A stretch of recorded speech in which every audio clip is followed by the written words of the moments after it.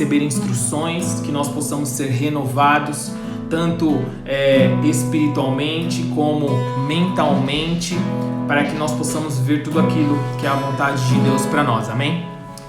E nessa noite eu quero compartilhar com os irmãos uma palavra que o Espírito Santo colocou no meu coração. Nós vamos falar sobre a nova vida. E em Romanos 12, capítulo 12, versículo 1 e 2, vai dizer o seguinte: Paulo, ele está mandando uma carta aos romanos e ele está falando da nova vida.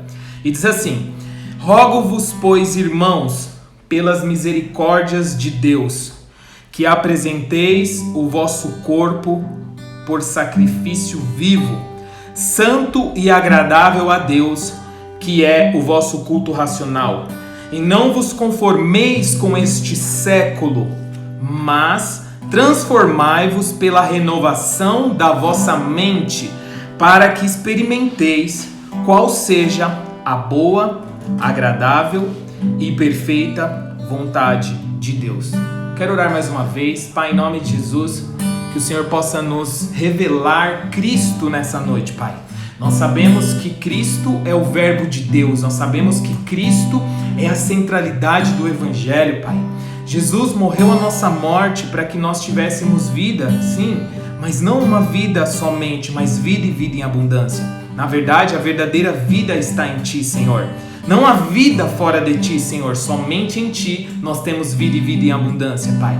Por isso, Pai, que nessa noite, em nome de Jesus, nós possamos ouvir, que o Seu Espírito revele a Sua palavra aos nossos corações. Nós queremos experimentar a boa, agradável e perfeita vontade de Deus, e nós sabemos que o Senhor tem isso para nós todos os dias, mesmo em meio a dias difíceis, dias que nos tiram da nossa zona de conforto, mas a Sua palavra permanece para sempre quando diz: tudo posso naquele que me fortalece, também quando diz que todas as coisas colaboram para o bem daqueles que amam a Deus. Muito obrigado, Pai, por essa palavra, por essa noite, por esse momento, em nome de Jesus, amém. Glória a Deus, queridos. Vamos falar sobre a nova vida.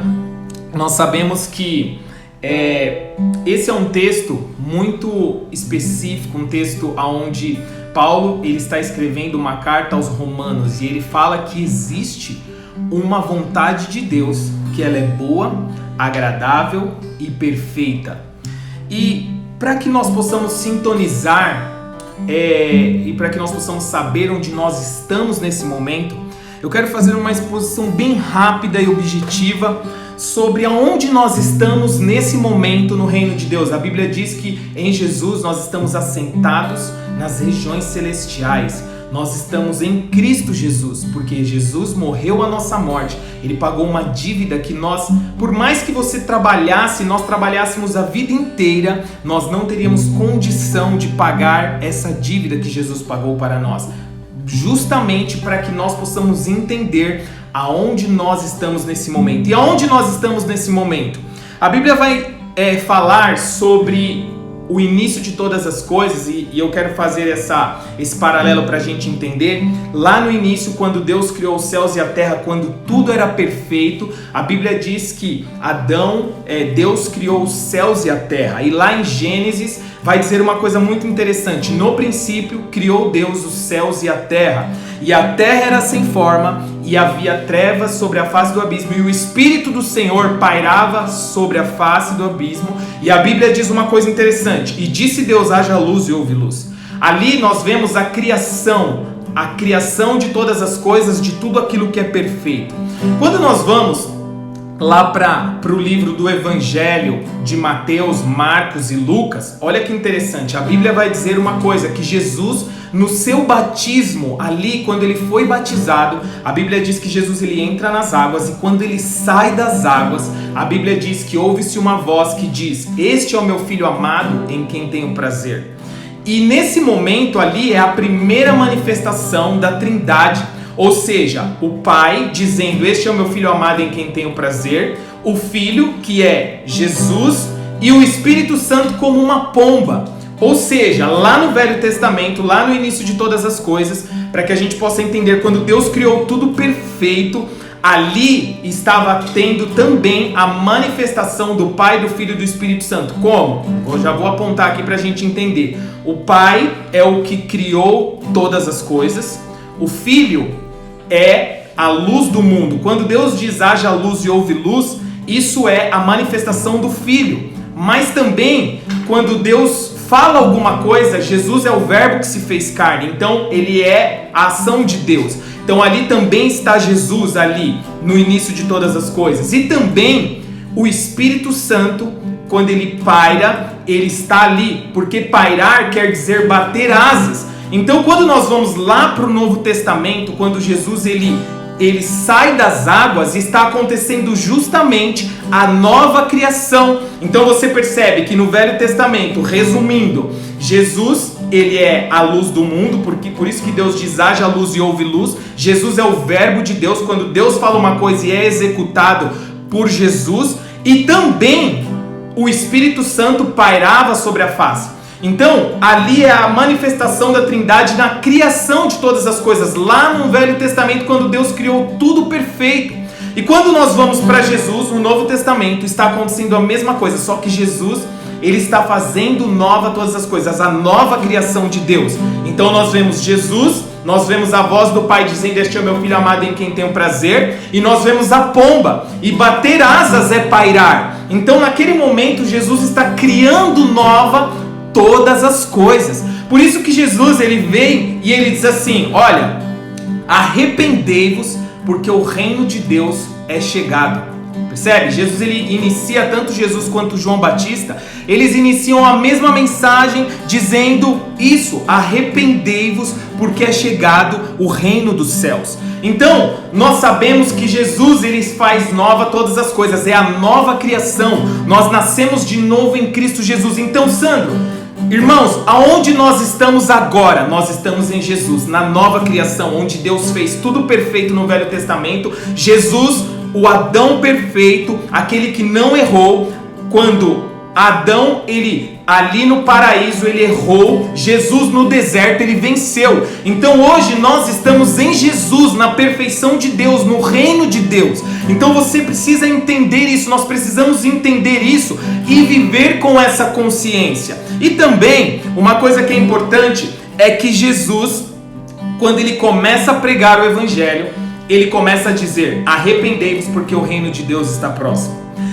Esse arrependimento, e quando nós falamos de arrependimento, você percebe que a maioria das vezes quando você fala de arrependimento já te associa com pecados sexuais, pecados pesados. Arrependimento, muitas das vezes nós nos associamos com isso.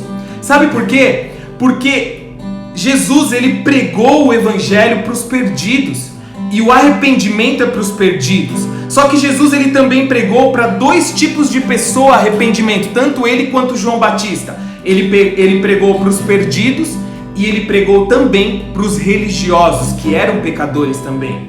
E Jesus ele vai dizer uma coisa: olha, arrependei-vos, porque o reino de Deus está próximo. Então ele está fazendo o que? Olha, mudem a maneira de pensar. Vocês que estão perdidos no pecado, mudem a maneira de pensar, porque o reino de Deus chegou.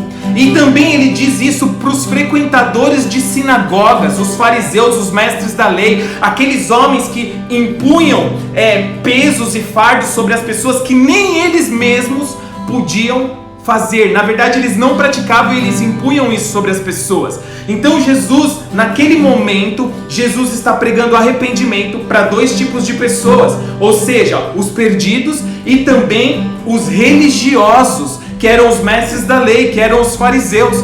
E o que é interessante é que Jesus, o arrependimento em instância é mudança de mentalidade, mudança da forma de pensar. Então Jesus ele está dizendo assim: olha, tudo que vocês viram, tudo que vocês estão vivendo, eu trouxe uma novidade.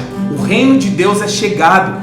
O Deus poderoso, ele saiu do seu trono, veio habitar entre os homens, justamente para ter relacionamento com os homens. Então percebe, Jesus ali, e tem inclusive um comentário muito bom de um livro que eu li, do Tim Keller, e ele fala assim, que constantemente Jesus pregava uma mensagem aonde a prostituta, aonde os pecadores saíam felizes, porque eles entendiam e eles viam: existe esperança para as minhas fraquezas e para as minhas falhas. E constantemente essa mesma mensagem era pregada, e também essa mesma mensagem deixavam os mestres da lei, os fariseus, irados, e eles saíram muito irados com essa mesma mensagem. Olha que paradoxo. Por quê? E aí ele faz um comentário: se nós temos pregado um evangelho onde muitas das vezes não confronta pessoas, se o nosso evangelho não confronta aquilo que está errado, nós precisamos rever o evangelho que nós estamos pregando, porque a mensagem de Jesus confronta o erro, mas ela traz salvação para a humanidade. Então, quando Jesus ele está falando sobre arrependimento e ele prega para esses dois grupos de pessoas, ele está falando sobre transformação de mentalidade, como nós lemos no livro em Romanos capítulo 12, versículo 1 e 2. Só que é interessante que Jesus ele estava pregando arrependimento para aqueles homens que não saíam das sinagogas, daqueles homens que estavam constantemente nas sinagogas, aqueles homens que constantemente estavam fazendo as suas práticas religiosas, devocionais, porque Jesus também pregou essa mensagem para esses homens. Ele disse: olha, mudem a maneira de pensar, porque o reino de Deus é chegado. E João Batista fala uma coisa interessante, que ele fala assim: olha, não pensem que vocês são filhos ou descendentes de Abraão, vocês não precisam dos arrepender, mostrem frutos dignos de arrependimento. Mas aqui existe uma coisa interessante: como nós podemos acessar o reino de Deus?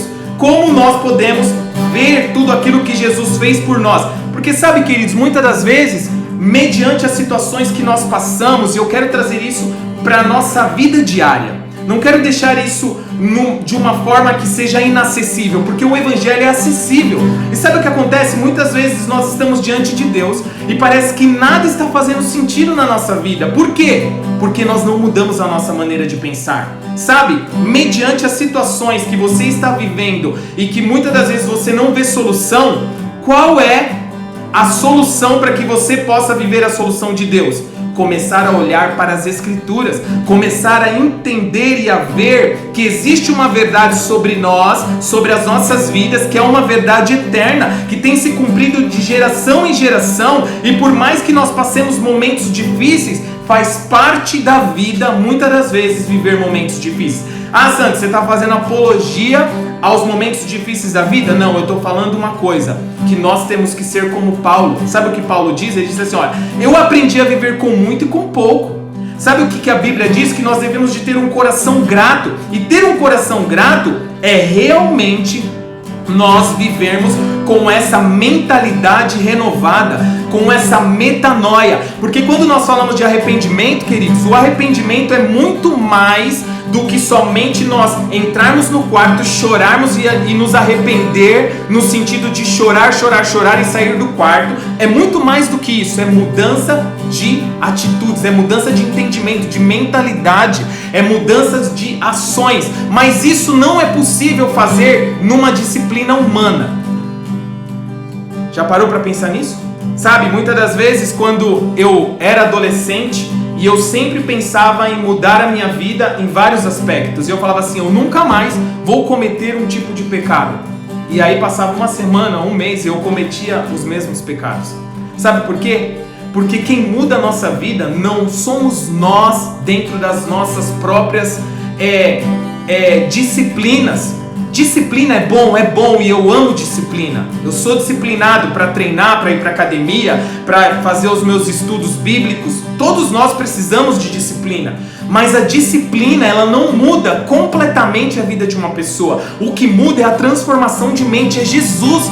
Jesus, nós precisamos olhar para Jesus e entender o que Ele está querendo dizer com arrependei-vos, porque o reino de Deus é chegado. E uma das coisas que Jesus nos ensina com arrependei-vos, porque o reino de Deus é chegado, é que nesse momento Jesus está dizendo: olha, antes parece que Deus estava longe de vocês, agora, através do Filho, Ele vos chama de filho amados.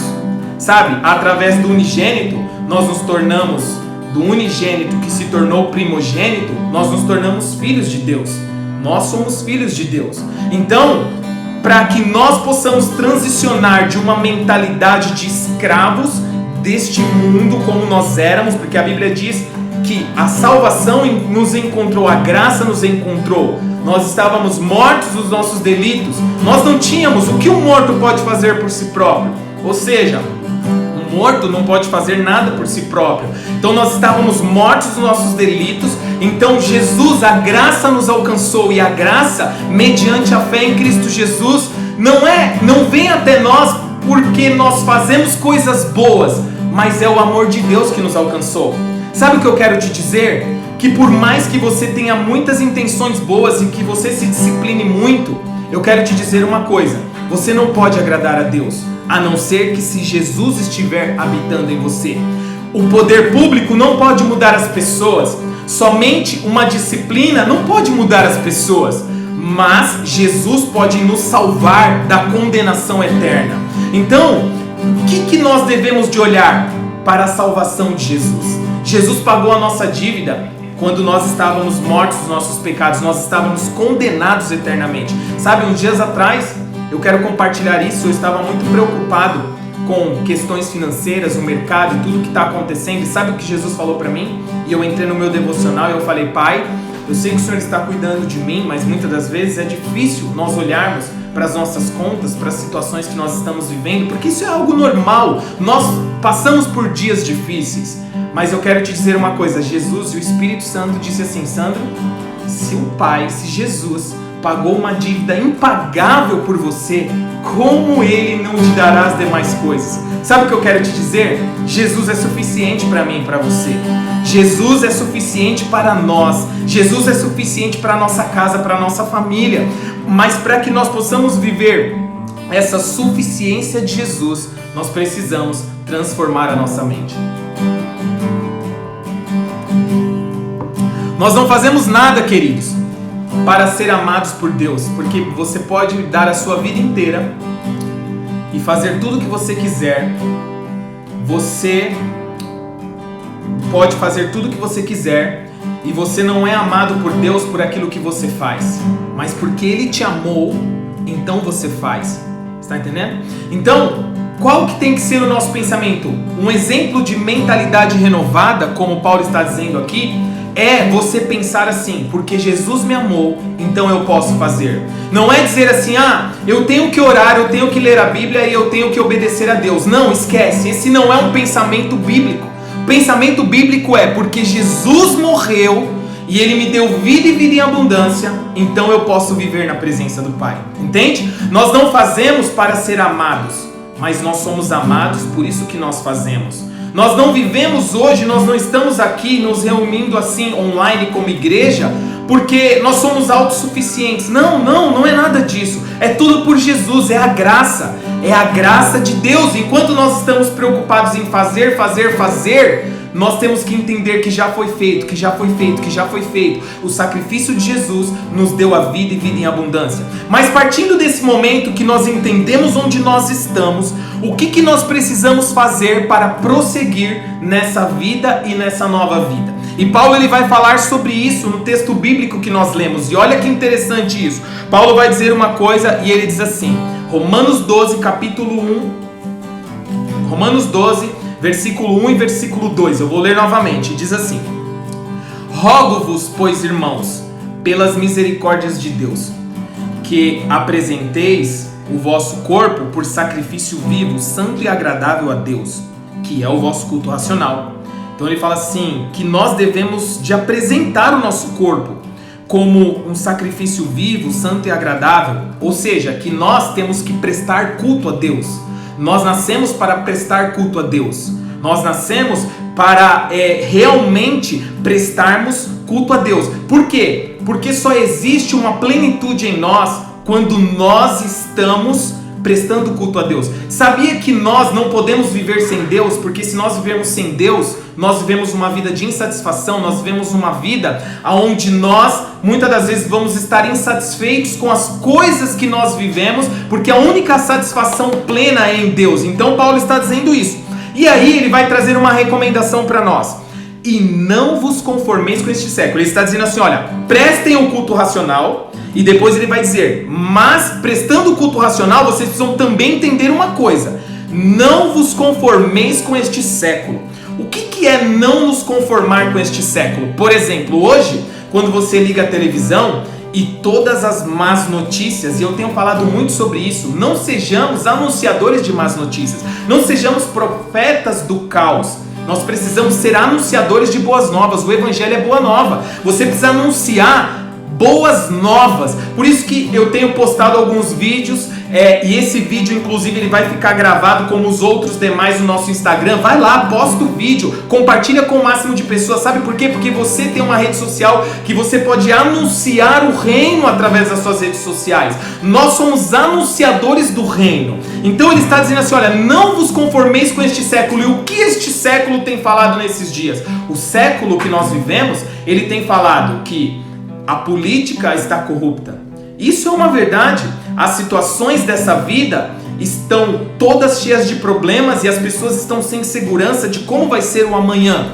É isso que este século tem pregado, de que Deus não existe. Dependendo de cada área onde cada pessoa está inserida, existe muitas coisas nesse sentido. Mas ele está dizendo assim: olha, tudo aquilo que não é bíblico, você não pode se conformar com este século. Mas aí ele vai dizer uma coisa: mas transformai-vos pela renovação da vossa mente, para que vocês possam, para que experimenteis qual seja a boa, olha só, agradável e perfeita vontade de Deus. Então a vontade de Deus, ela é boa, ela é agradável e ela é perfeita. E eu quero deixar isso bem claro para nós.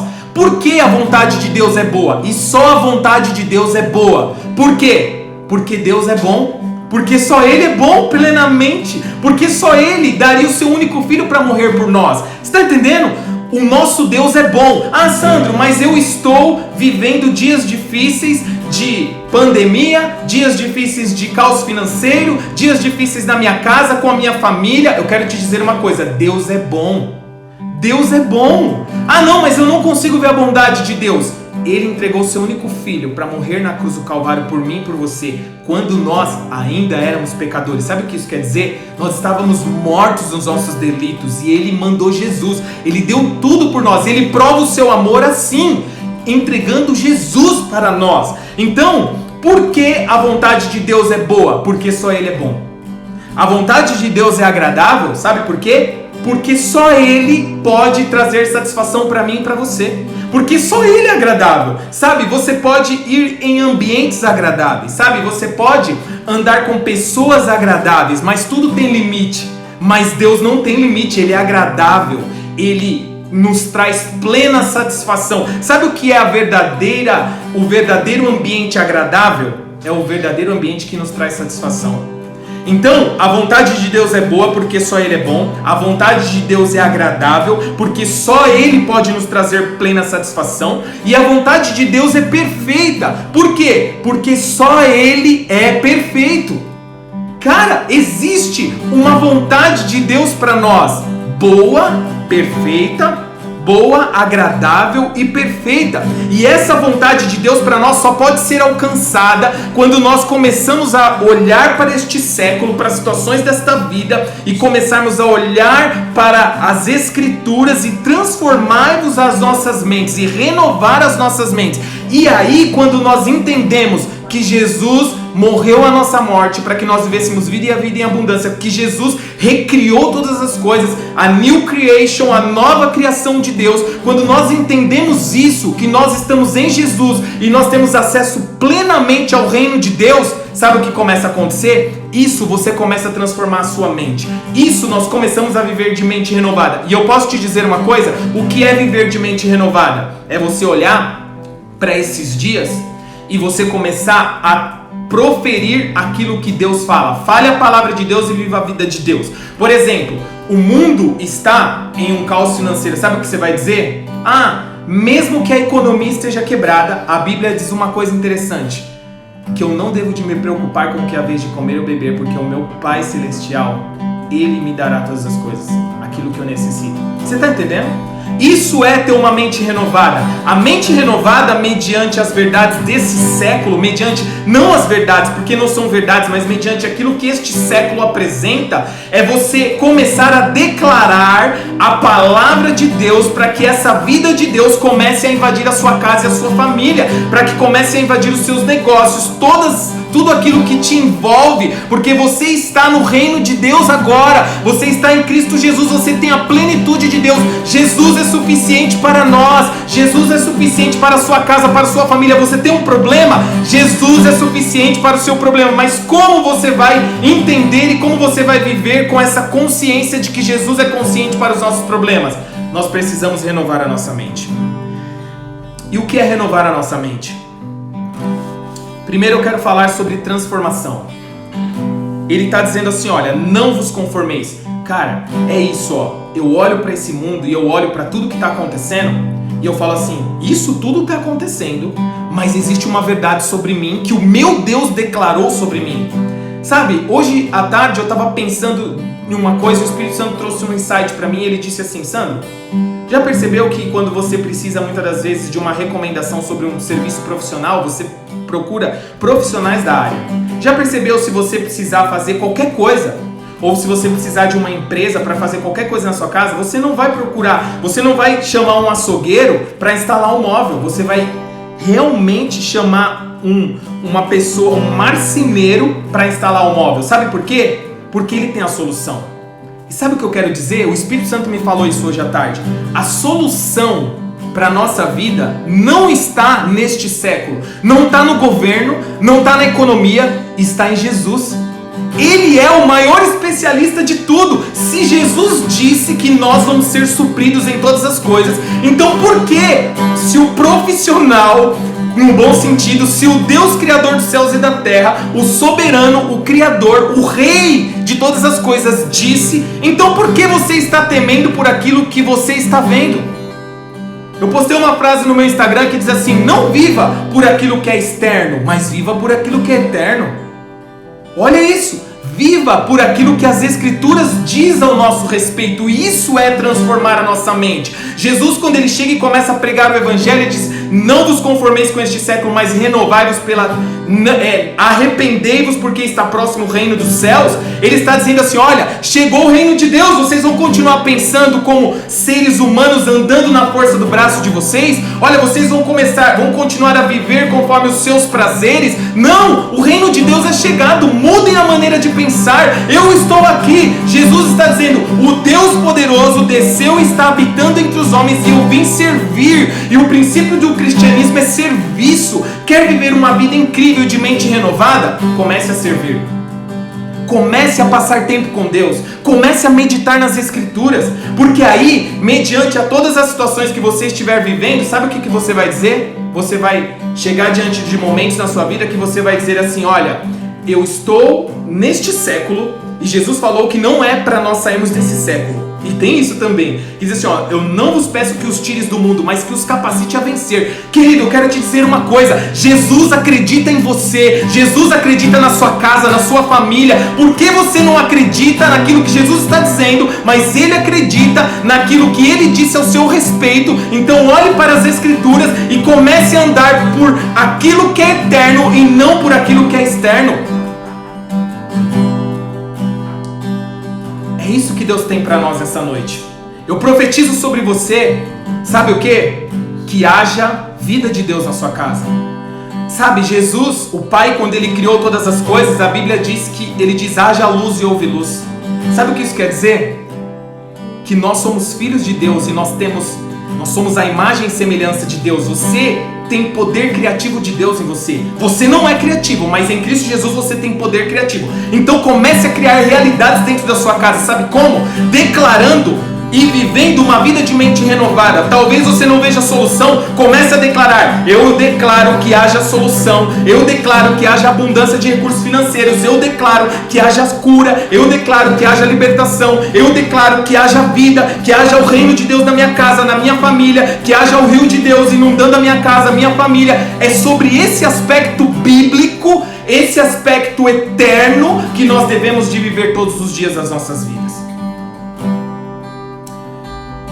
Essa é a palavra que vai nos fazer transicionar daquilo que nós estamos vivendo hoje para aquilo que Deus está preparando, conforme diz as Escrituras, que todas as coisas colaboram para o bem daqueles que amam a Deus. Existe uma vida em Cristo Jesus que está disponível para mim e para você. Jesus não morreu na cruz do Calvário para que nós somente ficássemos ali fora no reino, comercializando, ou até mesmo na sala dos empregados. Não, Jesus morreu na cruz do Calvário para que eu e você pudéssemos acessar o reino em todos os aspectos da nossa vida, para que eu e você tivéssemos acesso em todos os aspectos do reino. Você pode entrar hoje no Santo dos Santos. Se você entrar no seu quarto, a Bíblia diz: entra no seu quarto, ora ao seu Pai que está em secreto, e o seu Pai que te vê em secreto te recompensará. Sabe o que isso quer dizer? Que quando você entra lá, olha só, entra no seu quarto, ora ao seu Pai que está em secreto, Ele já está te esperando. Já parou para pensar nisso? Para tudo, não se mova por exterioridades e se mova por eternidade. Tudo passa. Salomão disse, o homem mais rico que teve nessa terra, ele disse assim: olha, tudo passa, tudo é vaidade, mas os que confiam no Senhor são como os montes de Sião, que não se abalam, mas permanecem para sempre. Esse é o fundamento de Cristo para nós. Não é sobre nós, é sobre Ele, é sobre Jesus. Olhe para Jesus, foque em Jesus. Jesus é a solução para a nossa casa e para a nossa família. Ele sempre foi e Ele sempre será. E olhe para as verdades bíblicas. E como fazer para renovar a mente? Concluindo, medite nas Escrituras. Ela contém as verdades daquilo que pode renovar e transformar a sua mente. Sabe por quê? Porque as Escrituras é o próprio Cristo. Ele é a palavra de Deus, é o Logos de Deus ativo na terra e no céu, sem limites.